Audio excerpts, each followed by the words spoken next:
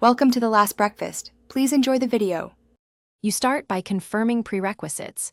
Your parent Google account is active and both devices run the latest Family Link app. Once done, open Family Link and tap the child's profile so you're in the right context. Make sure permissions are granted so settings take effect. Next, navigate to screen time on that child profile. This is where you control limits. You're now positioned to change daily limits and request approvals.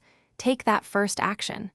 Adjust today's schedule to buy. Once you're in screen time, tap Daily Limit to extend total usable minutes for the day. You'll see a simple slider or numeric input. Make targeted changes.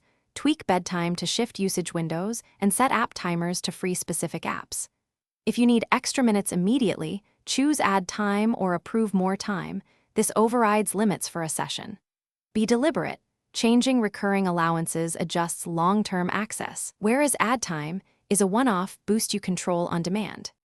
You finish by approving the child's requests or manually adding time.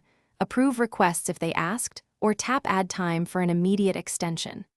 After changing limits, make sure the child's device syncs. Ask them to open the Google or Family Link app or toggle airplane mode to force a refresh.